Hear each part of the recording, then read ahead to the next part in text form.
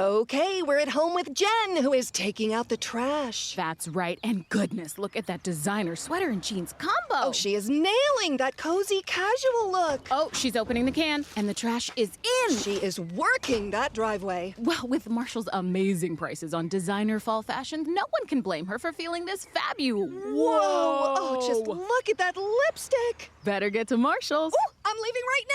Fabulous brands. Feel good prices at Marshall's. Hey, Drilled listeners. Tomorrow, the next episode in our education series with Earther is coming out, so stay tuned for that. But in the meantime, I wanted to share with you another project I've been working on. I'm co-hosting this season of one of my favorite podcasts, Seen on Radio. It's a documentary and history podcast out of the Duke University Center for Documentary Studies from John Biewen. And this season is looking at the climate crisis, where it came from, how we might get out, why the U.S. has played such an oversized role in driving it, all those things. I think if you're a listener to this show, you'll appreciate that one, so I wanted to share the first episode with you here. The first 3 episodes are out now. If you want to keep listening, I'll drop a link in the show notes. Here's Seen on Radio Season 5, The Repair, Episode 1. Season 5 is supported by you, our listeners, and by the International Women's Media Foundation.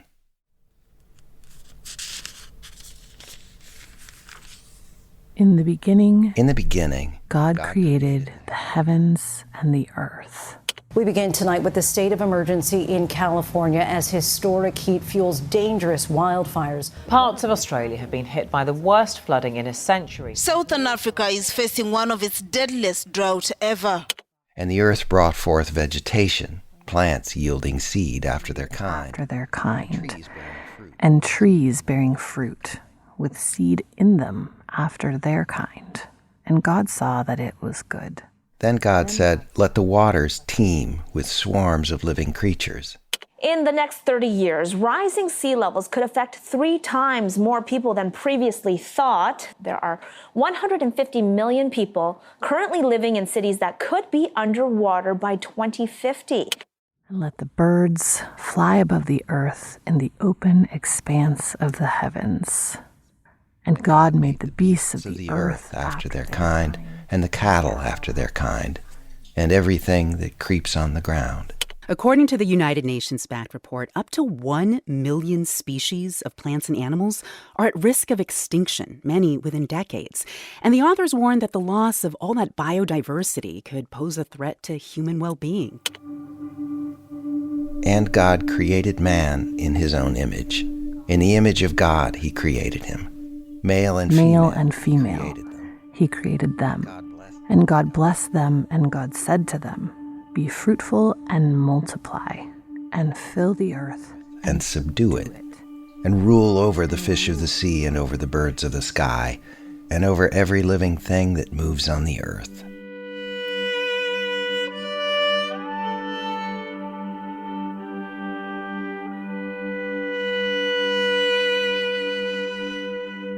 So, John, The Repair. That title for this season sounds kind of optimistic. I guess so. Yeah, well, there's hope in it anyway. I wouldn't say that I'm upbeat about the odds that we're going to solve this mess we've made. Yeah, I wouldn't call myself optimistic in a straightforward sense either. You are Amy Westervelt. I'm thrilled to say you're my co-host for Season 5. Amy is a terrific journalist and podcaster. She hosts multiple shows about climate, including Drilled, which is a kind of true crime series about the climate crisis. And you're John Biewen, host and producer of Seen on Radio. This, I have to tell you, is probably my favorite podcast, so I'm really happy to be here. Oh my God. It's true. That means a lot. It's true. Well, delighted to be working with you on this. So the idea behind the title is not to say the repair is happening anything like the way it needs to yet, but more, I guess, to point to the question we're asking. What would it take to make the changes we would need to make? right? Not only to avoid the worst calamities headed our way from the climate emergency, but at the same time, by necessity, to fix the other profound and deeply intertwined injustices we've spent the last few years laying bare on this show. Yes, over the last 3 seasons, you and your collaborators have told the story of a patriarchal white supremacist society with deeply anti-democratic structures in place.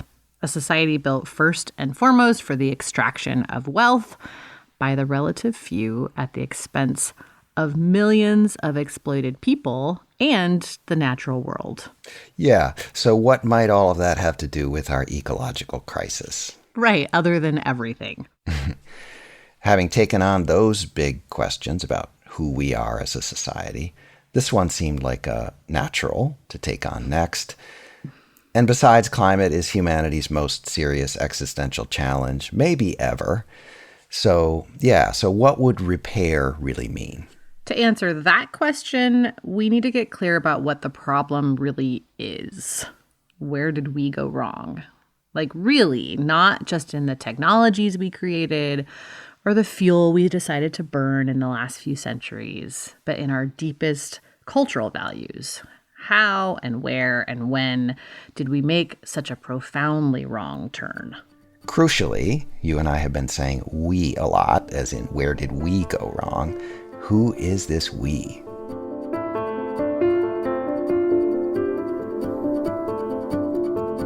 From the Center for Documentary Studies at Duke University, this is Scene on Radio, Season 5, The Repair, a series on the climate crisis that will take us across the world to reckon with the cost of what we've wrought and to learn what we can from people in a variety of cultures about potential solutions. But in this first episode, a very Scene on Radio kind of question, I think. How did we get this way? Human beings as a species, and in particular, those of us humans who really drove us off this cliff. One analysis found the US and the European Union, which together have 1/10 of the global population, produced 70% of the excess greenhouse gases that created this crisis. How did the West become the kind of society that would unleash so much destruction on our home, on other living things, and ultimately on ourselves and our children? We're going to try to tell that story in our first few episodes. John, you reported this first one. Take it away, and we'll talk more in a little while. Okay. I say we're about, 6,000 feet here. It's high desert. David Pacusa was 32 when I first met him in 2008 on the Hopi Reservation. Here, David was drawing a line on the earth for planting. 1, 2, 3. So I can see that other marker I made with that can over there. So then I'll just keep my eye, keep focus on that can, and I'll just mark it with my feet. I was visiting with a co-producer, Camille Lacapa, to record for a public radio series about family farmers. David and his mother and father lived in the village of Bakavi on Third Mesa. They farm on small plots that lay on plateaus below the mesas. So then I look back to see if I made a straight line to my other marker. So that looks good to me. Hopi farmers raise corn and beans and gather wild plants like spinach and berries, pretty much as their ancestors have in this place for thousands of years. The Hopi people say their ancestors migrated from other places in the Southwest and in Mexico, starting between 2,000 and 3,000 years ago, and formed the Hopi Nation in what's now also called northern Arizona. The sand, we have brown sand, sage, yucca, Mormon tea, and most of the brush is like really low to the ground. I had a friend say it looks like Mars. David's father, Davis, was in his 70s when we met. Davis used an old Massey Ferguson tractor to plant his crops. You can hear the father's machine in the background, planting corn a field away. David, the son, is more traditional than his father. On this day in early May, David's planting beans by hand. I have a hoe, so I'm going to scrape down till I reach, the where it's wet like this. So, and that's really good because it looks really moist. So you could see where the top part is all dry and then underneath it's still wet. Then I'll get my planting stick. It's just it's like a flat hoe, 2-inch wide. So traditionally they use the greasewood stick. I'll just kind of break up the wet dirt. See how moist it is. And I'll go down maybe 6 inches or so, 7 inches. Then I'll refill it about halfway. And I loosened it enough down underneath it that when the roots come out, that it'll shoot straight down. It'll be easier to establish itself. These lima beans, these seeds are like real hardy. We try commercial stuff, commercial seeds, or things that aren't used to be planting in the desert. They'll die because they don't know what to do. I'll put about 6 in there. What I do is, see this, the eye, I guess. I'll put it in down, so that way the roots will shoot down. And I plant them kind of far apart in the hole that I'm not letting them touch, because in a couple days when they absorb all the moisture, they're gonna get really fat. And they say if they're touching, it's gonna rot. The sprouts inside is gonna rot. Kind of pressing them into the soft dirt that I made them, like that. So this kind of planting will take a while. Then I learned that it makes you conscious of what you're doing. You're not just throwing seeds in. It seems like establishing a good relationship from the beginning with each seed.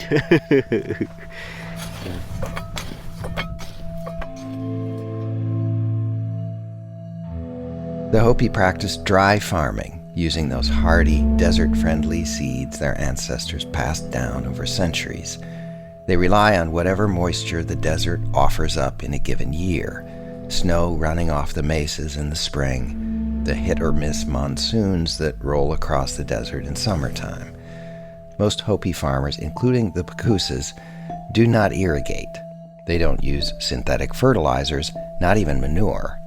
That would betray a lack of faith and gratitude to the spirits, some of whom are ancestors.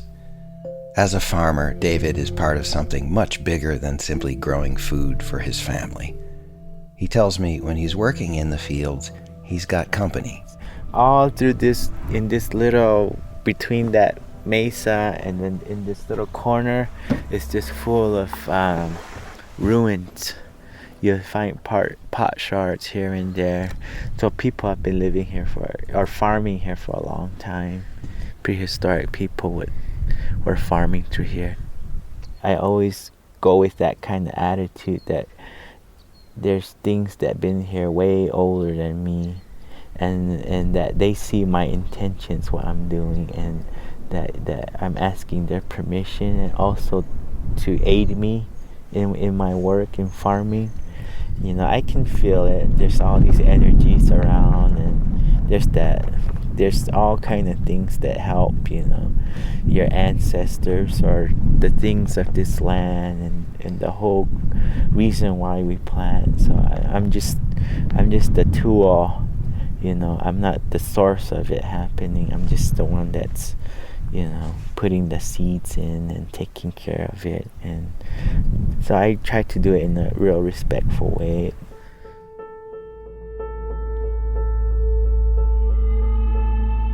David and the way he talks about farming may seem strikingly out of step through the lens of our 21st century technologized, extractive society. But in the sweep of human history, the Hopis are not the odd ones. Anthropologists say that for most of the last 200,000 or 300,000 years, that is, for most of human history, David's humble approach to creation was the norm.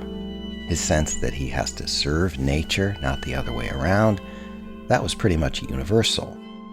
Haven't most of us tried to imagine people in deep history trying to make sense of the world before science came along to explain the mechanics of it all? The sun, the moon, the rain, the days and the seasons, what makes things grow, while the elements and other creatures felt like threats much of the time. Would it have occurred to those people out there surviving in small foraging bands that they were somehow categorically separate from the rest of the world, let alone in charge of it? That it all had been created for their use? How and when did humans begin to think that way? בראשית ברא אלוהים את השמיים ואת הארץ. והארץ הייתה תוהו ובוהו וחושך על פני תהום. We're back to where we opened this episode with the book of Genesis. Scholars now think people pieced the book together from the work of several Hebrew writers, roughly 500 or 600 years BCE, before the Common Era. My name is Bina Nir. My research is... Bina Nir is a professor at the Academic College of Emek Yezreel in Israel. She's a former scientist who studies Western culture and its roots in religion. Nir is more comfortable in Hebrew, so she did most of the interview in that language. She says the Hebrew thinkers who wrote the Genesis creation story made a fundamental break with every known culture of the time. Because in the pre-biblical world, in Greece too, but mainly in the pagan world, people lived in harmony with nature. And the gods were part of nature. And everything was in nature. In other ancient religions, gods often possessed powers that humans didn't, but with limits. In many ways, nature ruled them too. That describes indigenous and pagan spiritual beliefs all over the world, in Asia, Africa, Europe, Australia, the Americas. Also, the powerful empires, Greece and Rome. There, many gods had foibles, imperfections, and struggles. Then along comes the all-powerful God of Genesis. In the beginning, God created the heavens and the earth was formless and void. Bina calls this understanding of God revolutionary. I think that we need to talk about this revolution on a few levels. One level is the perception of an abstract God. Second is God's separation from nature. The God of Genesis seems to exist before the natural world and decides to create it. He's not part of it. Another revolutionary concept, Bina says, is what seems to be a clear hierarchy, at least in Genesis. I think it is important to emphasize that according to the biblical perspective, the world was created for man. That is the main idea. And rule over the fish of the sea and over the birds of the sky and over every living thing that moves on the earth. Let's just pause to notice the use of the male terms, at least in English, for God, he, and for humanity, man. The language is less clearly gendered in ancient Hebrew, and most Jewish theologians say God transcends gender. But elsewhere, Hebrew scripture refers to God as Father and as the bridegroom, God's people being his bride. The New Testament, of course, describes God the Father, and the Christian God takes human form as a man, Jesus. Christian artists have rendered God as male almost without exception. Think of the iconic Sistine Chapel deity with the flowing beard. Whatever theologians may say about God's gender, the Abrahamic religions, Judaism, Christianity, and Islam, took root in overwhelmingly patriarchal cultures. Bina Nir argues the God of the Bible has a masculine will that lines up with a notion like dominion.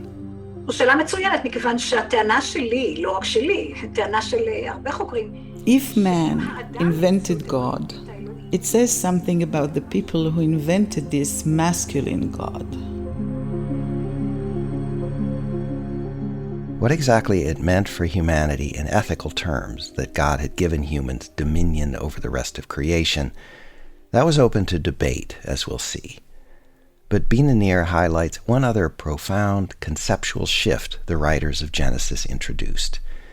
In the story of Adam and Eve and that forbidden fruit, and then in the Cain and Abel story, where Cain kills his brother and faces none other than the Almighty. And the Lord said to Cain, "Where is Abel, your brother?" We see humans doing things God clearly does not want them to do. People can do what they want.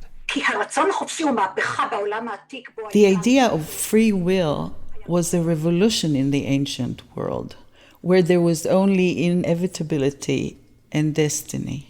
Destiny. Most ancient cultures held deterministic beliefs. Individual humans were at the mercy of the gods, essentially passengers riding their destinies to a foregone conclusion. In Greek mythology, those three goddesses, the Moirai, decided each person's fate. Likewise in the Nordic religion of Odin and Thor and Freya, dramatized here in the TV series Vikings, set in the 10th century. I have no desire to be queen. I know. But you know perfectly well you cannot decide your own fate. For it is already written. Add up the innovations that Bina Nir finds in Genesis, a God that stands beyond the natural world and creates it out of nothing, then creates humans in God's image. Humanity gets dominion over all living things and freedom to shape our own destiny. In a secular interpretation, I treat this text as a projection of human desires. It's liberating, isn't it? It reminds me of the Enlightenment in terms of a major shift in human thinking that has a kind of opening quality. No doubt, this revolution is also a positive revolution. Without free will, science would not have developed. Without this concept, we would not have achieved modernity. Curiosity, the feeling that life is not deterministic. It's only a pity that these things went along with humanity's domination of nature. If this is right, if those Jewish thinkers a few thousand years ago wrote stuff down that nudged humanity onto the path toward our current ecological crisis, that's only a piece of the story. As Bina Nir points out, Judaism was never evangelical. Those ancient Hebrews had no interest in winning over converts to their ideas. The biblical narrative was at first in a very limited area. It was actually Christianity that spread it in a very meaningful way. So we can blame Christianity for driving the world into the ecological ditch. Or is that too simple too?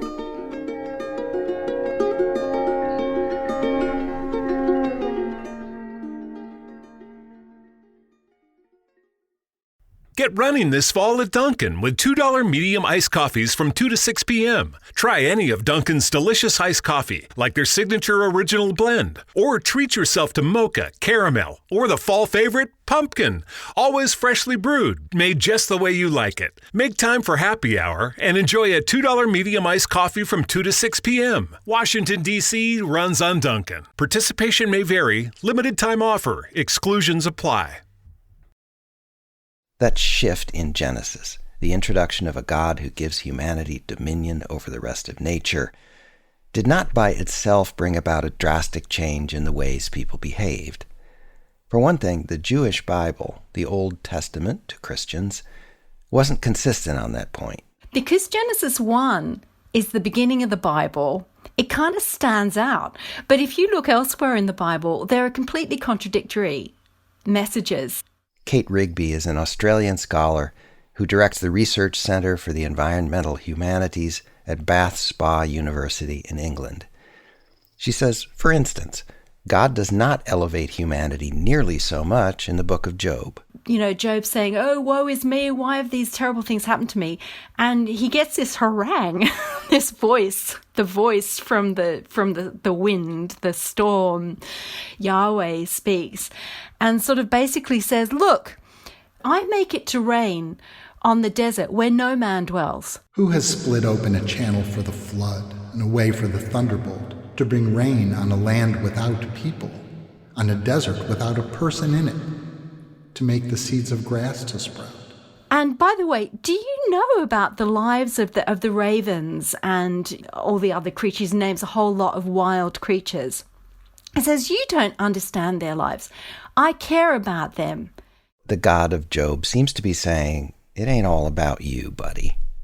And Rigby says, whatever Genesis said about dominion, the most important early Christian thinkers did not take it to mean, let's just go out and use nature wantonly for our benefit. Take Basil of Caesarea, sometimes called Saint Basil the Great.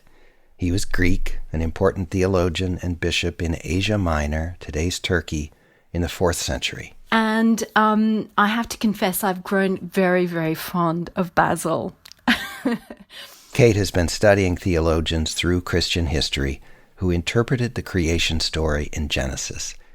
Such a reflection is called a hexameron, referring to the 6 days of creation. Basil was perhaps the most influential of these earlier hexameral writers. Basil delivered his hexameron as a series of sermons during the year 370 in the Basilica of Caesarea. And the overall gist of these homilies is to exhort the congregation to lift their gaze beyond the world of human making and to marvel in the natural world that they did not make, but that God called into being.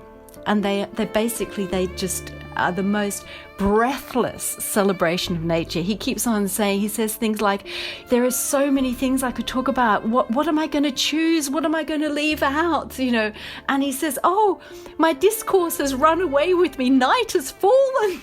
You know, and you're still sitting here. Oh, and I've forgotten to talk about the birds. And he's so, you know, this guy is an eco-freak, and he's just really trying to encourage his congregation to share his enthusiasm for nature.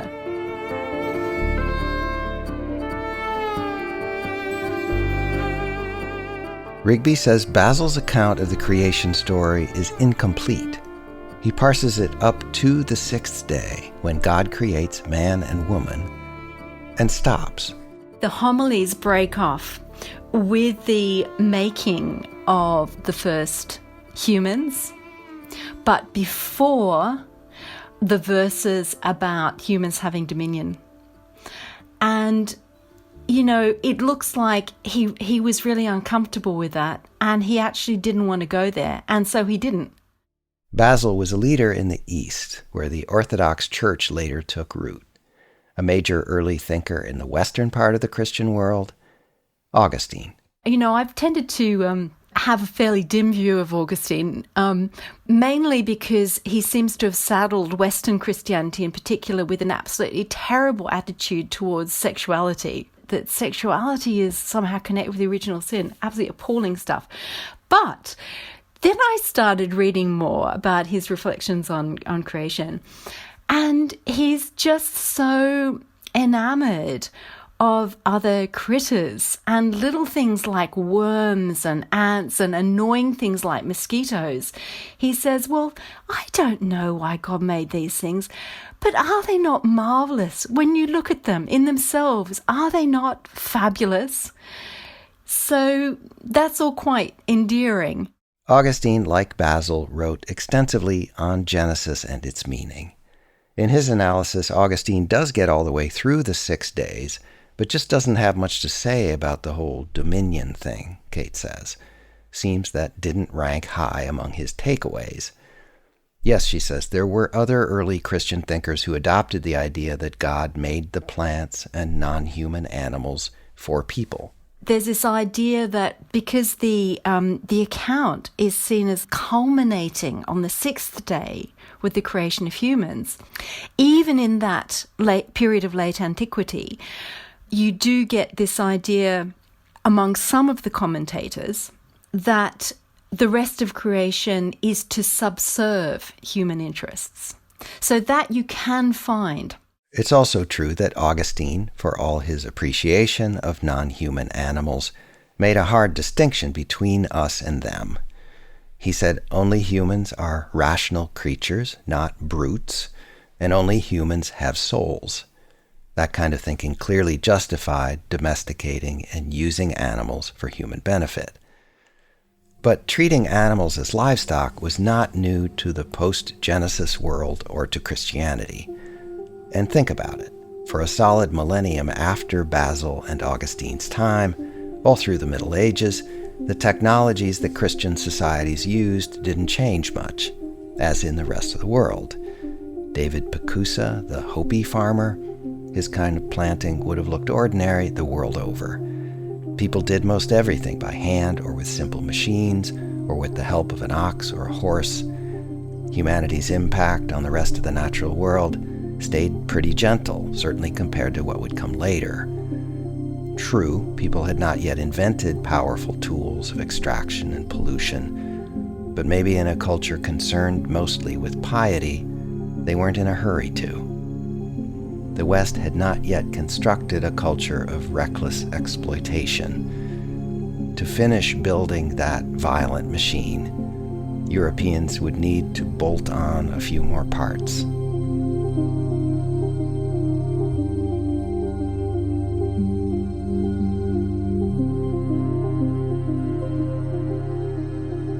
To be continued.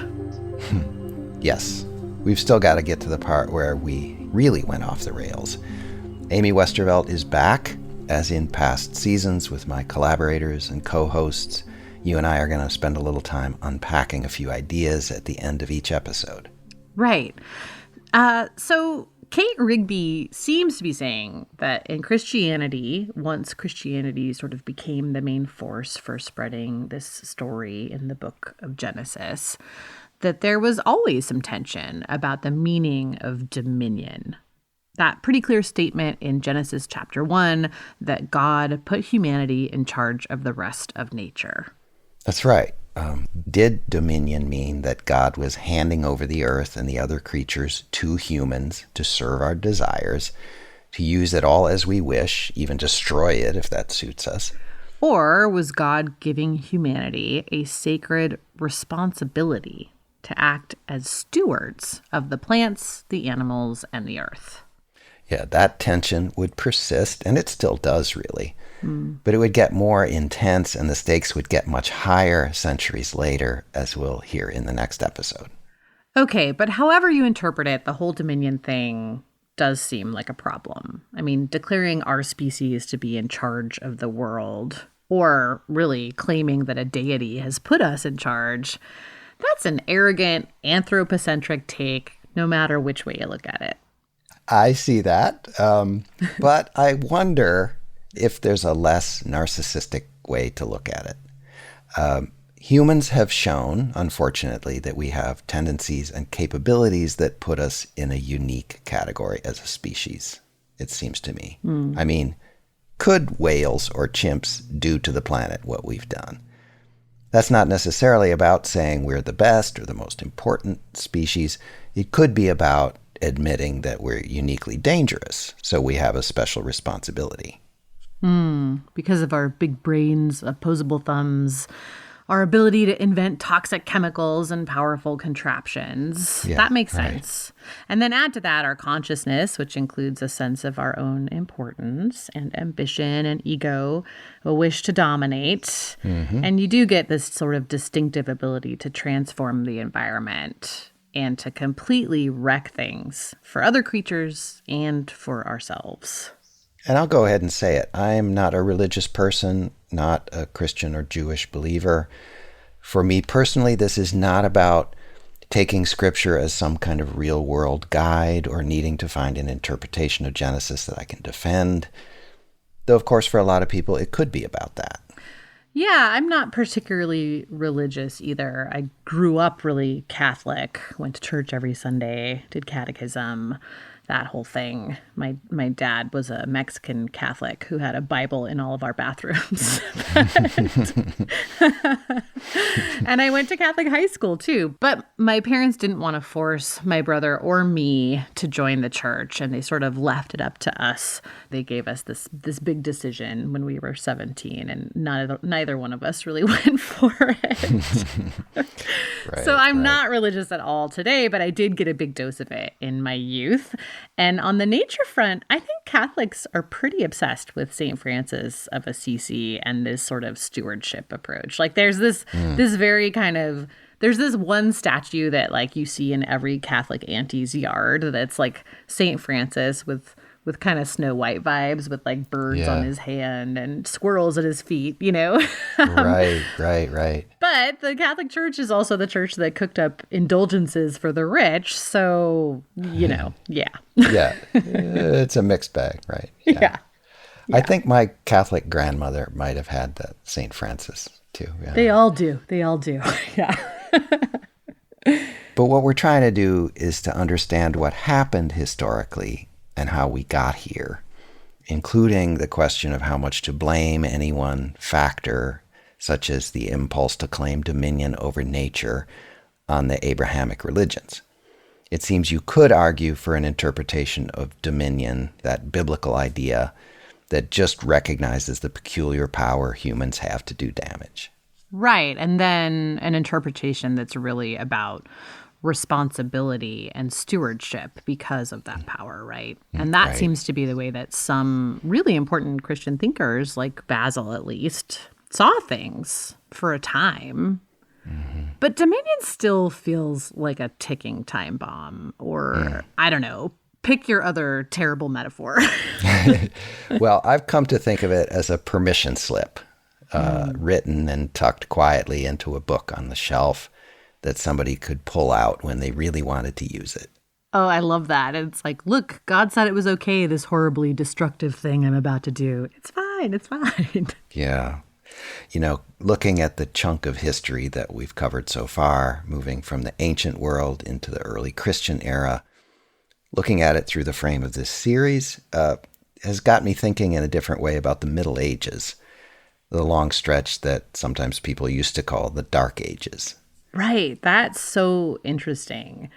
It was later during the Renaissance, maybe starting in the 14th century, that Europeans started really dissing the medieval period, especially that early part from 5th century to the year 1000 or so. They were drawing a contrast to their own time and to ancient Greece and Rome, the so-called classical era. Renaissance thinkers celebrated the Greeks and Romans for what they saw as their greater cultural achievements and rationality compared to what followed in the Middle Ages. And of course, there's something to that. Personally, I am for reason and science and freedom of thought. I'd rather live in a society not ruled by religious dogma, which pretty much describes medieval Europe.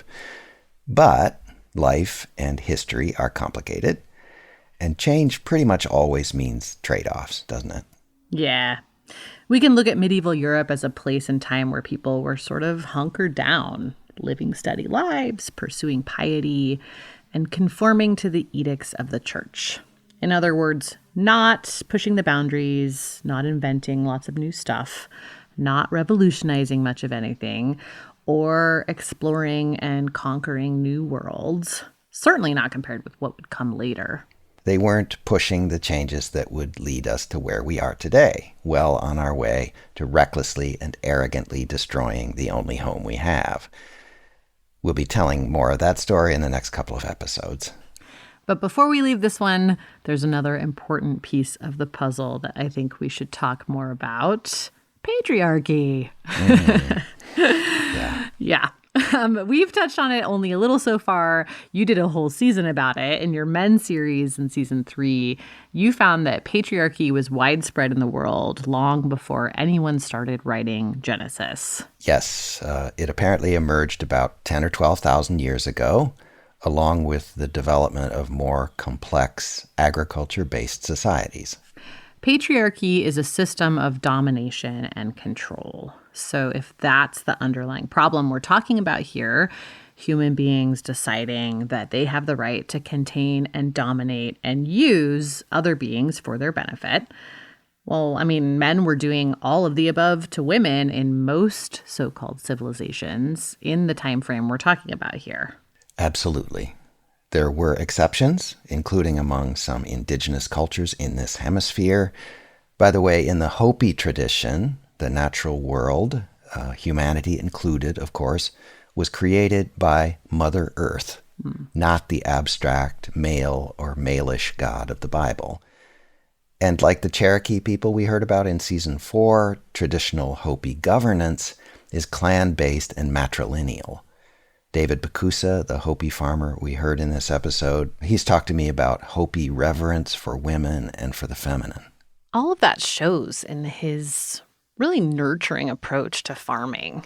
But to bring it back to that the Western culture that would eventually claim a very violent dominion over the earth and its resources, as we came to call them, that was and is a male-dominated culture. Yeah. A culture that long ago decided to draw lines and build hierarchies. The line between men and women with rigid definitions of what that binary looked like.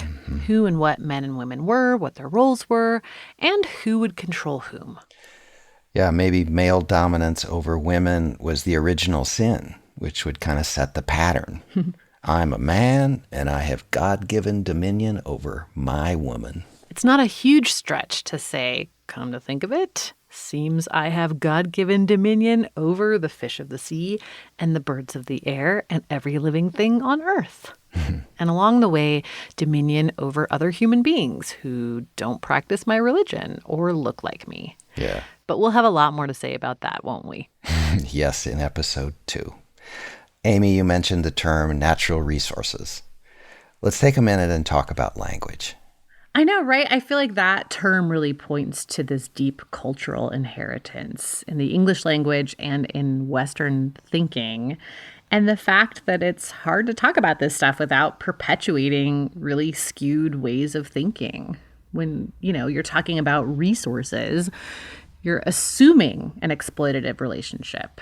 The trees and the minerals and the animals exist for our use. I keep finding myself getting ready to say phrases like humans and our relationship to nature. When in fact humans are nature, right? Right. I mean, we're part of it, and the very notion that we're separate, now just so deeply embedded in the way we talk, the very notion that we're separate is key to how we went wrong as a culture. So I try to catch myself and say, our relationship with the rest of nature or with other living creatures, phrases like that. Right. But even the word nature and the meaning it's taken on in Western culture is kind of a problem. We're going to get to that a couple of episodes from now. Amy Westervelt. Next time, more of the story of how we got this way, moving into the somewhat more recent past, from the Crusades to capitalism. Come on along. Our story editor this season is Cheryl Duvall. Music by Lily Hayden, Kim Carroll, Chris Westlake, Alex Weston, and Cora Mirren. Music consulting by Joe Augustine of Narrative Music. Translation and voiceover by Rachel Ariel, and voiceover by Scott Hewler. I made the recordings you heard of David Pakusa for a 2009 public radio series, 5 Farms, which you can find at 5farms.com. The executive producer of that project was Wesley Horner. Our website, where we post transcripts and other stuff about the show, is scenonradio.org. Scene on Radio is distributed by PRX. The show comes to you from the Center for Documentary Studies at Duke University.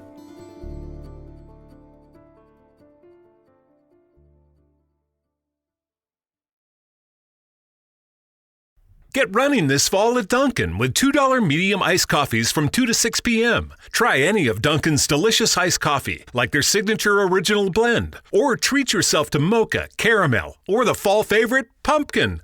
Always freshly brewed, made just the way you like it. Make time for happy hour and enjoy a $2 medium iced coffee from 2 to 6 p.m. Washington, D.C. runs on Dunkin'. Participation may vary. Limited time offer. Exclusions apply. Bundling home and car insurance with Geico is so easy, your neighbors are probably already doing it. But who?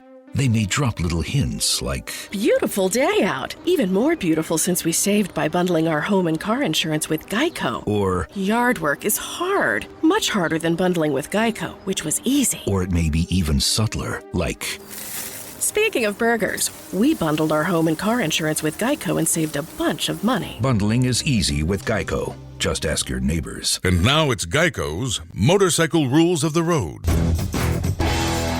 Before you ride, make sure your mirrors are clean and adjusted properly. And if you're going on a group ride, make sure the lead biker knows where they're going. Ed, quick question. Where are you taking us? Oh, I have no idea. Well, am I the leader? Because I was following that dude with the red helmet. Where is he? And the rule to saving on motorcycle insurance is, in 15 minutes, Geico could save you 15% or more.